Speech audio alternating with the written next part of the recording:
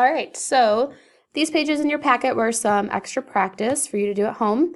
I decided to make a quick video to talk through each one. So estimate the area. So we're just looking for an estimate for the area underneath the function f of x equals x squared. That's the black parabola drawn here. The x-axis, the line x equals 0, and the line x equals 2. So the first one says to use one right-hand rectangle. So if I'm going from 0 to 2, I start by marking off my partition. So I know that I'm going to have a width of 2. And then I want to find my height. Well, if I'm supposed to use my right hand, this is the tick mark at my right hand. So I'm going to use the height that is at f of 2. That rectangle then becomes 2 times 4 for an area of 8. Okay? The next one says to use 2 right-hand rectangles. So I'm going to use my partition 0 to 2, but I'm supposed to divide that by 2. So I'm going to have one rectangle here and one rectangle here. So this rectangle is going to have a width of 1 times a height at f of 1. That's the red rectangle. Plus this rectangle will have a width of 1, this time a height at f of 2, because that's where my right hand is in terms of this partition. Well, cleaning that up, I'm going to have 1 times 1, which is 1, plus 1 times 4, which is 4, gives me an estimate of 5.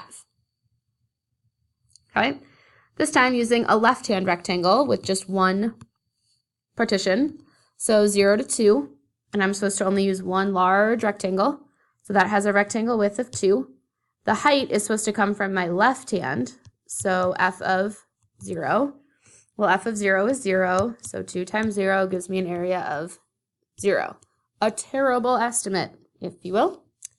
The next one then says 2 left-hand rectangles, so I'm going to take my whole width, 0 to 2, and I'm going to break it up into 2 partitions of equal width.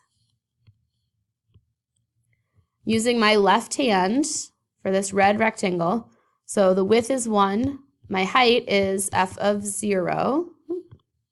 Oh boy. Let's go ahead and try this again. So my width is 1, f of 0. Well, f of 0 is 0, so this red rectangle is 0. Plus, here, my width again is 1.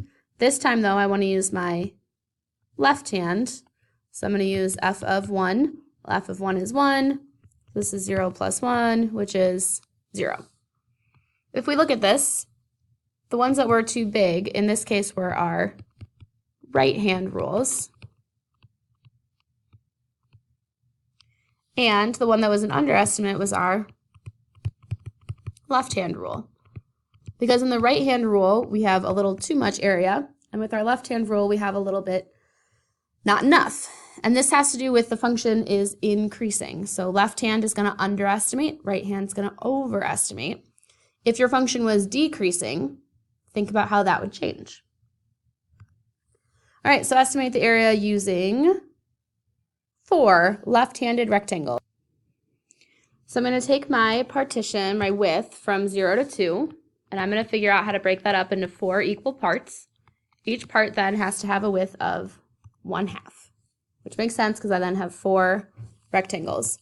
So my first rectangle, this black one, has a width of 1/2 times using my left endpoint, f of 0, plus this second rectangle has, again, a width of 1/2 using my left hand.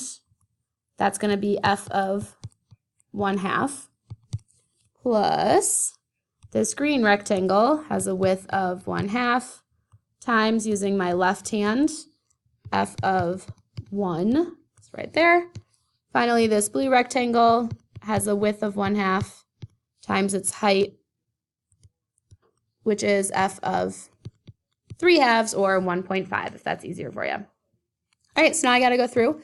Remember, my function itself was x squared. So I'm going to take 1/2 times 0 squared, which is 0, plus 1/2 times 1/2 squared. Well, 1/2 squared is 1/4. 1/2 times 1/4 is going to be 1/8. Plus, I'm going to take 1/2 times 1, which is 1/2, plus, I'm going to take a half times 9/4, which is going to result in, oops, that should be in blue, 9/8. Adding those all together, I end up with 1.75, or 1 3/4, or 7/4. Any way that you want to write that. That's going to be my estimate. Next one says use a right-hand rule with 4 rectangles. So again, I'm going to think about those same partitions that I had drawn, except this time I'm going to use my right hand for each one. So right hand of the red rectangle, the right hand height of the green rectangle, and the right hand height of the blue rectangle. So I still have 1/2, but this time it's f of 1/2, the right hand. Still have a width of 1/2, this time it's f of 1, the x value at my right hand. Still have a 1/2, this time it's f of 3/2. And then finally for the blue one, I'm using my right hand, which will be 1/2 times f of 2. So thinking about that, a half times a half is again going to be this 1/8 this time. Plus the red rectangle now is going to be half of f of 1, which is going to be 1/2. Plus the green one is going to be half of 3/2, which was 9/8. Plus this last one now I need to calculate f of 2 is equal to 4. Well, half of 4 is 2. Adding all of those together, I end up with 3.75, or 3 3/4, or 15/4. Okay? All right, so last thing then is let's find the exact area using a limit summation. So we're no longer going to be estimating with rectangles. We're going to use an infinite number of rectangles. So my width is supposed to be b minus a over n. So I'm going to take 2 minus 0 over n, which is really just 2 over n. My height is going to be f of a, which is 0, plus b minus a over n, which was 2n, times I. Now I'm going to sum them up. So I equals 1 to n, all of my heights, times my widths, and in my ideal world, I would let n be infinitely large. Ooh, I forgot this little question is here. Nope, can't move it. We'll come back to that in just a second. Let's finish out this limit down here. So, limit as n goes to infinity. Don't skip your notation steps. Make sure you're writing them out. This is really f of 2 over ni times 2 over n. Well, my f of x was x squared. So this is like my x.